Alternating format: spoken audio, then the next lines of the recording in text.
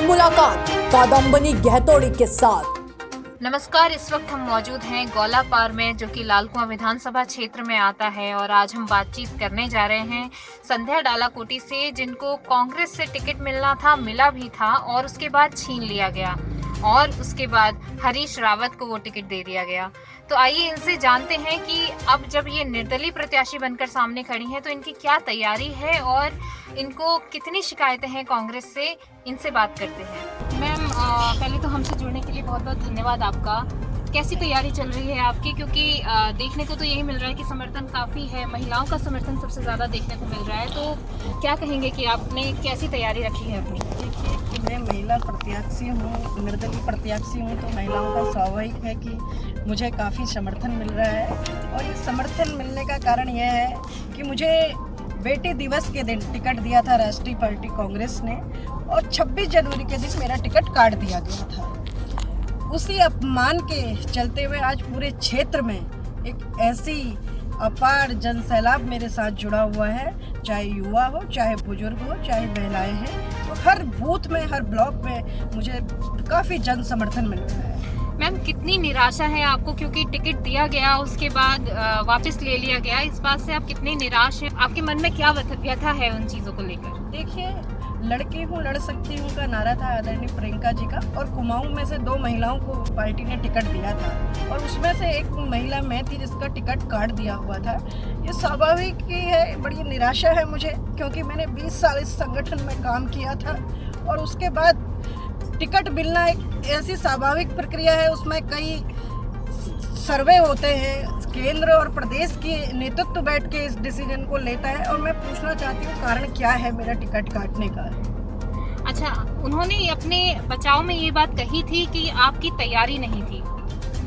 अरे तैयारी नहीं थी तो पैनल में नाम कैसे आया, टिकट कैसे मिला? यहाँ की जनता का दुर्गा पाल जी के लिए भी काफ़ी समर्थन रहा। आपके पिता समान फिगर भी माने जाते हैं वो, लेकिन आपने उनके खिलाफ भी मोर्चा खोला था, तो उस पर आपका क्या कहना है? देखिए, वो मेरे आज भी आदरणीय है और हमेशा आदरणीय रहेंगे। जब मुझे राष्ट्रीय पार्टी ने टिकट दिया था तो मैं माँ कालिका के दर्शन करने के बाद उनका आशीर्वाद लेने गई, तो उन्होंने मेरे लिए अपने दरवाजे बंद कर दिए। मैं उनकी बेटी हूँ और बहू थी, मैंने सोचा मेरे सयाने मुझे आशीर्वाद देंगे, लेकिन उन्होंने नहीं किया ऐसा। मैदान में काफ़ी प्रचलित और गद्दावर नेता जो है हरीश रावत जी आपके सामने खड़े हैं। आप उनके लिए क्या चुनौती बनी है? आप क्या समझती हैं कि आप कितनी बड़ी चुनौती हैं उनके लिए? अब देखिए, मैं चुनौती किसी को भी नहीं देना चाहती हूँ। जो मेरे साथ मेरे अपमान के बदले में मुझे इस मातृशक्ति युवा और बुजुर्गों का सम्मान मिल रहा है, यही मेरी सबसे बड़ी चुनौती है। वोट बांटने और वोट काटने की राजनीति भी कही जाती है, इस पर आपका क्या कहना है? देखिए, मैं इस चीज़ को नहीं मानती हूँ। हमारे भारतीय संविधान में लिख रखा है कि कौमी एकता की मिसाल, उसको बनाने में 2 वर्ष 11 माह 18 दिन लगे थे, तो मैं उसी के सापेक्ष पे काम कर रही हूँ। मैं किसी भी व्यक्ति विशेष के बारे में कुछ नहीं बोलूँगी। अच्छा मैम, आपने ठीक है, कांग्रेस पार्टी से आप निर्दलीय उठ गई हैं, आपने ये नहीं सोचा कि और पार्टीज भी हैं, बीजेपी है, आम आदमी पार्टी है, उनकी तरफ आपने अपना रुख क्यों नहीं किया? नहीं, जिस पार्टी में मैंने संघर्ष किया 20 साल, जब उस पार्टी ने मेरे साथ ऐसा किया, तो जिस पर मैंने कार्य नहीं कर रखा है, तो मैं उस पार्टी के पास कैसे चले जाती? तो आपको क्या लगता है कि वो पार्टियां काम करती हैं? वैसे 5 सालों में तो यहाँ कुछ भी नहीं किया। हमें अच्छे दिन के वादे दिखाए थे, वो नहीं हो पाए पूरे। हमारे 2 करोड़ युवाओं को रोजगार देने की बात कही थी, नहीं हो पाए। हमारी शिक्षा, स्वास्थ्य और सारी जितनी भी प्राथमिक सुविधाएं हैं वो नहीं हो पाई थी। अच्छा, जो आपके साथ हुआ है वो जग जाहिर हो चुका है, तो आपको क्या लगता है, अगर आप महिला हैं इसीलिए ऐसा हुआ है, अगर कोई पुरुष होता तो क्या ऐसा नहीं किया गया होता? बिल्कुल, मुझे ये लगता है। उन्होंने सोचा आधी आबादी में से एक महिला खड़ी हो रही है तो हम उसको दबा देंगे, लेकिन मैंने ये संघर्ष लिया और मेरे पे जुनून था, मैंने ये हार नहीं मानी, और मैं सम्मानित इस देवतुल्य जनता लाल कुआं के बीच में गई और मैं निर्दलीय प्रत्याशी के रूप में चुनाव लड़ी। मैम, महिलाओं का नेतृत्व आप कर रही हैं, तो क्षेत्र की महिलाओं के लिए आप ऐसा क्या करेंगी? ऐसी कुछ वादे जो आप करना चाहेंगी? देखिए, सबसे पहले तो मैं महिला सशक्तिकरण की बात करूँ। हमारी महिला कैसे सशक्त हो पाए, उनको हम क्या करेंगे? हम कई ऐसे कुटिल उद्योग धंधे लगाएंगे जिसमें हमारी महिलाओं की सहभागिता ज़्यादा होगी। और हमारे यहाँ पर सेंचुरी पेपर मिल है, जिसमें जब पूर्व मुख्यमंत्री स्वर्गीय एन डी तिवारी जी मुख्यमंत्री थे तो उसमें ये था कि 70% लोग यहाँ जो स्थायी निवासी हैं उनको यहाँ पर काम दिया जाएगा, लेकिन ऐसा हो नहीं रहा है। इसमें मात्र अभी 30% लोग ही यहाँ पर कार्य कर रहे हैं इस क्षेत्र के। तो मेरी सबसे बड़ी प्राथमिकता होगी अपने युवाओं के लिए, और मैं ये भी कहना चाहती हूँ उसमें हमारी मातृशक्ति की भी भागीदारी होगी उसमें 70% लागू करने के लिए। तो अगर आप जीत जाती हैं तो दोबारा किसी पार्टी का रुख करेंगी तो वो कौन सी पार्टी होगी? देखिए, ये बात मैं नहीं कहना चाहती हूँ कि मैं क्या करूँगी, लेकिन वो उस समय का समय होगा। लेकिन मैं जिस तरह से मुझे इस जनता का, मातृशक्ति का, युवा और बुजुर्गों का सम्मान मिला, मैं उनके जो आदर्श होंगे, जो उनने मुझे सहयोग करके उनके अनुरूप ही कार्य करूँगी। क्योंकि आप काम करना चाहती हैं, काम करती हैं, निरंतर चैरिटी भी करती हैं और भी बहुत अनेक काम आपने किए हैं क्षेत्र के लिए, तो जाहिर सी बात है कि उसी पार्टी का दामन थामेंगी जो काम करती है। इस पर आप क्या कहेंगी? देखिए, ऐसा है, अगर उस पार्टी ने मेरे को आज 20 साल के मेरे संघर्ष के बाद मुझे अपमान दिया है, तो मैं कैसे कहूँ कि मैं उस पार्टी का हाथ थामूँ। तो मुझे इस अपमान, एक ये मेरा अपमान नहीं हुआ है, पूरे उत्तराखंड की मातृशक्ति का अपमान हुआ है। और उस मातृशक्ति जो 8 से 10 घंटे क्षेत्र में रहती, जब उसके साथ ऐसा हुआ, जो आम महिला जो घर में रहती, तो उसका व्यक्तित्व क्या है, मैं तो ये पूछना चाहती हूँ। मैम, लालकुआं क्षेत्र में काफ़ी समय से कहा जाता रहा है कि कार्य होंगे, लेकिन आपको क्या लगता है कि क्या कमी रह गई और वो कमी आप पूरी कर पाएंगी? देखिए, दो राष्ट्रीय पार्टियां यहाँ पर आई, चुनाव लड़ा और जनता से वोट लेके चले गई।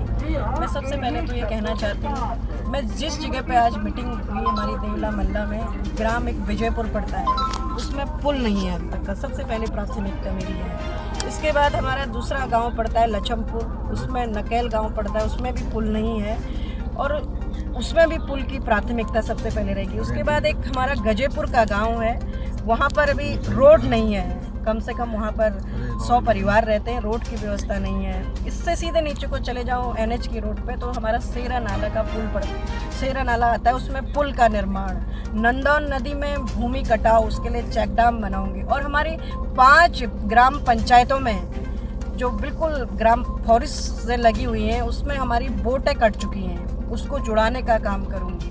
और इस क्षेत्र में हमारे जू का काम रुका हुआ है, अंतर्राज्यीय बस अड्डा बन रहा था, वो अभी हवाई पे है। हमारी चोरगलिया में ITI है, उसमें उसी के साथ साथ बिंदुखत्ता में भी खुली थी, तो उसके सत्र शुरू हो गए। यहाँ अभी एक भी बच्चे ने अभी शिक्षा नहीं, सत्र शुरू नहीं हो पा रखे हैं, ये काम है। और बरेली रोड की बात करूँ तो मैं इंदिरा नगर, एक बहुत बड़ा गंदा नाला बहता है, उससे बरेली रोड में बहुत ही दूषित हो जाती है ज़मीनें, उसकी रोकथाम के लिए कार्य करूंगी। और NHAI की जो रोड बन रही है 15 साल से, उसमें कई जनहानियाँ हो चुकी हैं, उसको स्पीडली उसमें वर्क करूंगी। और लालकुआं में मालिकाना हक और ओवरब्रिज, जो हमारा शहर है, ओवरब्रिज बना के, और बिंदुखत्ता को राजस्व गाँव बना के, उसमें जितने भी नियम के अनुसार, वन अधिकार अधिनियम 2006 में जो भी गाइडलाइंस होंगी उसके अनुसार काम करूंगी। और जो हमारे सेंचुरी पेपर मिल का गंदा पानी है, वो बिंदुखत्ता के गांव में, क्षेत्र में जाता है, तो उसकी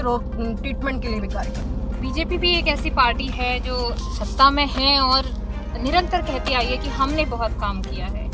कांग्रेस को तो छोड़ दीजिए, बीजेपी का हमेशा ये नारा रहा है कि हमने बहुत काम किया है। उस पर आपकी क्या टिप्पणी है? देखिए, मैं कहना चाहती हूँ, जिस पार्टी ने 5 साल में 3 मुख्यमंत्री बदल दिए, तो उससे तो ये लगता है कि इनने क्या वर्क किया है। और लास्ट में आदरणीय पुष्कर सिंह धामी जी यहाँ CM बन के आए, मात्र घोषणाएं हुई हैं और धरातल में कुछ भी काम नहीं हुआ है। वो तो कह रहे हैं कि हमने 5.5 महीने में 550 घोषणाएं करी, उन पर कार्य भी कर दिया। कार्य कहाँ पर हुआ है ना, हमें दिखाइए, कहीं पर भी धरातल स्थिति कुछ भी नहीं हुई है। और मैं ये कहना चाहती हूँ, जिस तरह से 2017 में इस भारतीय जनता पार्टी ने चुनाव लड़ा था, उसमें ये बोला था कि हम महंगाई कम करेंगे, 2 करोड़ लोगों को रोजगार देंगे प्रति वर्ष, और अच्छे दिन लाएंगे, और नारी को सशक्त बनाएंगे, लड़की हूँ लड़ सकती हूँ, बेटी बचाओ बेटी पढ़ाओ। तो ये सारी चीज़ें एक खोखली सी रह गई है। तो मैं कहना चाहती हूँ, अगर मुझे इस क्षेत्र की जनता अपना पूर्ण समर्थन देती है, तो मैं जितने भी मेरे द्वारा हो सकेंगे विकास कार्य, उनको पूरा प्राथमिकता से कार्य करूंगी और इस क्षेत्र को एक विकास की ओर और सशक्त लालकुआ की ओर लेके जाऊंगी। चलिए, आज मैम ने हमसे अपने मन की बात कही है, अपनी व्यथा बताई है, तो फिलहाल हम इतना ही कह सकते हैं कि आपको चुनाव के लिए हम शुभकामनाएं दे सकते हैं और हमारे साथ जुड़ने के लिए बहुत बहुत धन्यवाद।